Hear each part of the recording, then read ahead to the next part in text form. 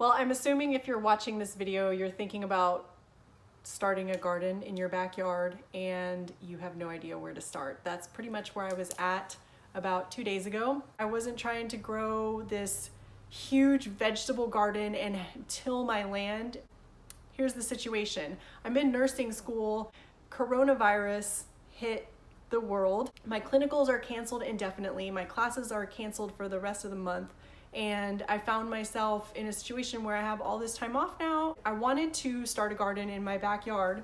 I'm looking at all these YouTube videos and these people are talking about weed covers and barriers and what kind to use, and everybody's saying something different. I saw this really cute little garden that was built out of a 2x4 and a mason block. You just slide the wood into the mason bricks and then that's it, and then you dump the dirt in. So I was like, okay, this is simple, let's do it.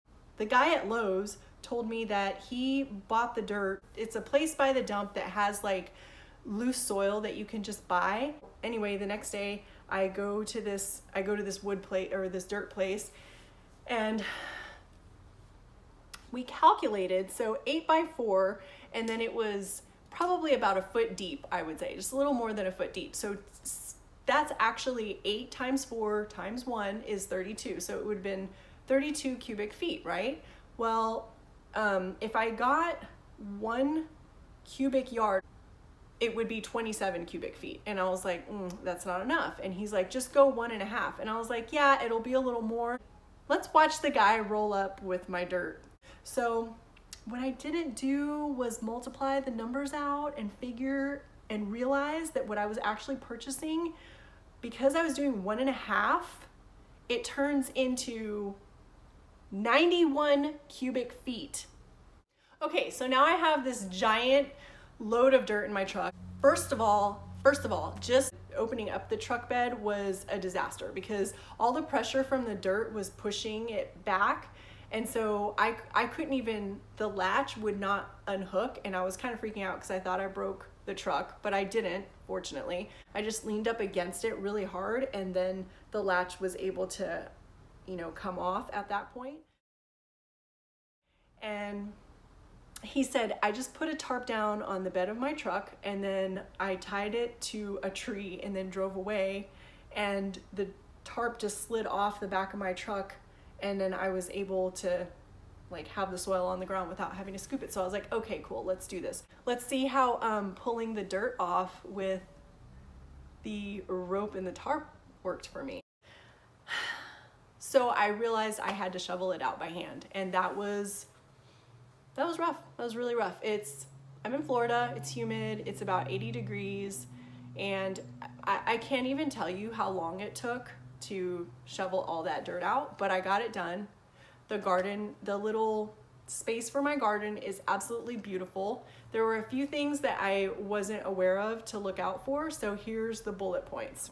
Okay, so number 1, my goal was to do an herb garden and maybe like tomatoes, like something very simple, because the truth of the matter is, after this quarantine thing or the social distancing thing is over and I go back to nursing school, I'm gonna be busy. So this is really just like kind of a starter to get my backyard going.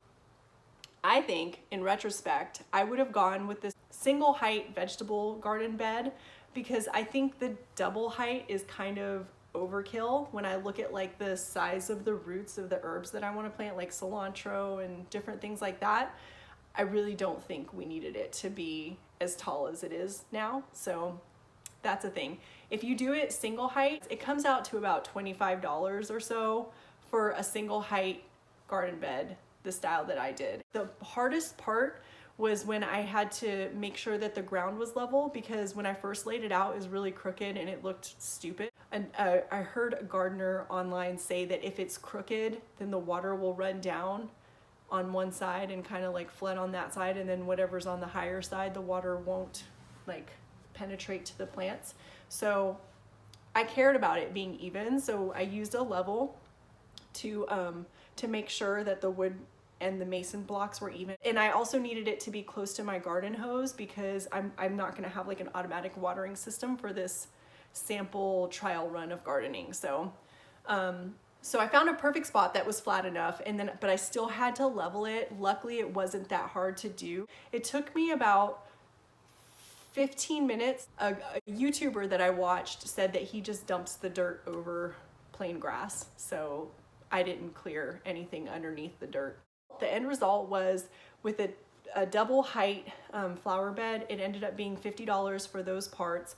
It's about $10 for, I ended up not going with the cardboard because some guy on YouTube said that if you use cardboard as a weed barrier, it attracts slugs, and we have a huge problem with slugs in our backyard, so I just decided to go with the store-bought. So it's $10 for that, and then the dirt for an entire truckload worth of dirt was $30.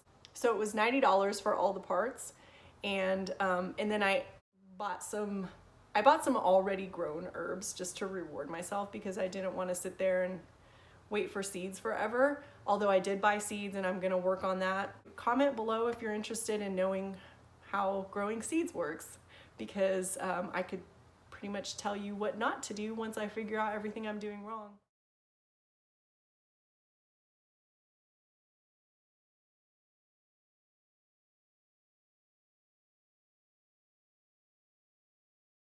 I spent so much time researching and sitting at the computer reading. So the whole point of doing this garden thing was that I wanted to have like some mindless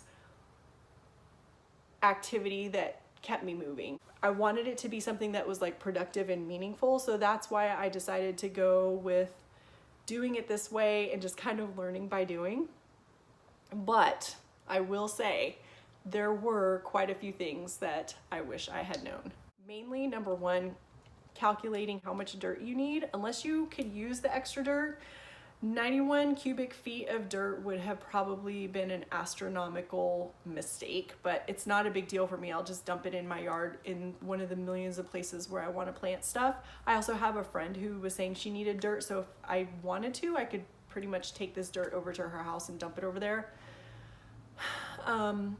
If there was an easier way to move the dirt, I would have really loved that. I definitely think that a flathead shovel would have been easier than a spade shovel to move the dirt from the truck bed to the flower bed. And I definitely think for an herb garden or just a beginner's garden, I don't see why it needs to be double stacked. In the end, if I had just done a single height flower bed and then decided this isn't working, it's not deep enough, or my dog loves it too much and she wants to play inside of it, I could have added to it and not had to go so big for my first try, but I'm happy with the results, and hopefully you learned something from this. And if you have any questions, message me below. I'd be happy to answer, although I still wouldn't even call myself a beginner yet. Maybe we can learn together.